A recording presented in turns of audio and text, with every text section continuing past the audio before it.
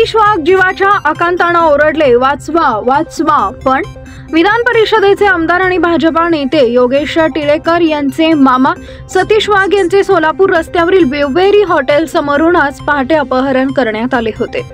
चारचाकीतून आलेल्या चौघांनी त्यांचं अपहरण केल्याचं सीसीटीव्ही फुटेजमध्ये दिसत आहे। या प्रकरणी हडपसर पोलीस ठाण्यात गुन्हा दाखल करून वाघ यांचा शोध घेण्यात येत होता। मात्र आता पोलिसांना वाघ यांचा मृतदेह सापडलाय। पुण्यातील रिअल इस्टेट क्षेत्रात वाघ हे मांजरी परिसरात वास्तव्यास आहेत। आज पहाटेच्या सुमारास ते मॉर्निंग वॉक करण्यासाठी घराबाहेर पडले होते। घरापासून काही अंतरावर असलेल्या सोलापूर रस्त्यावरील ब्लूबेरी हॉटेल पर्यंत ते गेले। यावेळी दबा धरून बसलेल्या 4 जणांनी त्यांचं जबरदस्तीने चारचाकी गाडीतून अपहरण केलं होतं।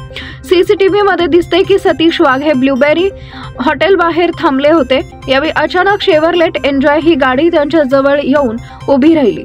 यावेळी गाडीतून 2 जण बाहेर आले आणि त्यांनी सतीश वाघ यांना काहीतरी विचारपूस करण्याचं नाटक केलं। त्यानंतर त्यांनी बळजबरी सतीश वाघ यांना गाडीत बसवलं। त्यानंतर आरोपी नेमके कोण होते, त्यांचं सतीश वाघ यांचं अपहरण करण्यामागे नेमका उद्देश काय होता, त्यांनी सतीश वाघ यांचं अपहरण नेमकं का केलं, असे अनेक प्रश्न उपस्थित करण्यात आले।